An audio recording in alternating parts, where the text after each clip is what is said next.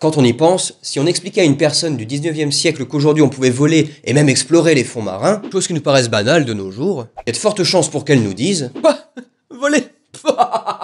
Pourtant on le fait, et on a même été sur la Lune. Et on a pu le faire parce qu'on l'a d'abord désiré. C'est à se demander, quelle est la nature même du désir ?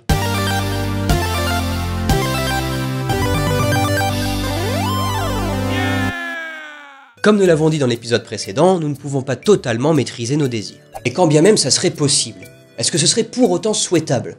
Imaginez un peu. Tu veux un truc à boire? Non. Tu veux, on peut aller au cinéma, hein?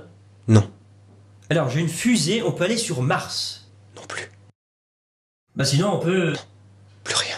Sans désir, mais genre vraiment aucun, on fait pas grand-chose. On vit tout simplement pas. C'est ce qui poussera Spinoza à dire dans l'Éthique, le désir est l'essence même de l'homme.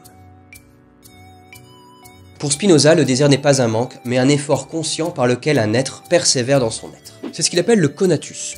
C'est comme la fleur qui pousse, le lièvre qui court ou le poisson qui nage. Du coup, ici, le désir est une force dynamique qui suscite l'action. Et lorsqu'il est satisfait, on éprouve de la joie. Et chez Spinoza, les choses ne sont ni bonnes ni mauvaises en soi. Elles sont bonnes parce qu'on les désire, et mauvaises parce qu'on ne les désire pas. Si tu désires écouter Il est beau le lavabo de Vincent Lagaffe, c'est pas parce que c'est bien, mais tu trouves ça bien parce que tu désires l'écouter. Ainsi, le désir fait partie intégrante de nous-mêmes. Et si on en prend conscience, il peut être source de joie, et si on sait pas ce qu'on veut, on peut ressentir de la tristesse. C'est pour cela qu'il est vain de vouloir à tout prix maîtriser nos désirs. Il vaut mieux les comprendre. Quant à l'image du sage ayant une maîtrise totale de lui-même et refusant tous ses désirs, cela agace prodigieusement un philosophe appelé Nietzsche. Pour Nietzsche, en fait, si on refuse le désir qui fait partie intégrante de la vie, d'une certaine manière, on refuse la vie. Alors que bon... Je chante la vie, je danse la vie, je ne suis qu'amour. Pour Nietzsche, si on refuse le désir, c'est par crainte de la souffrance que l'on peut rencontrer, et surtout par l'incapacité qu'on a à les satisfaire. C'est ce qu'il appelle la morale des faibles. Pour ce philosophe, l'idéal du surhomme, dont on va parler dans un autre épisode, est celui qui accepte pleinement la vie et tout ce qui en découle, notamment la mort. Et de ce fait, le désir est création.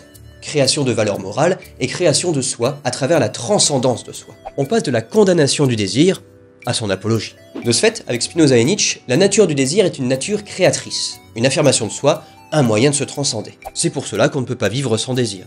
Il vaut mieux chercher à le comprendre plutôt que le nier.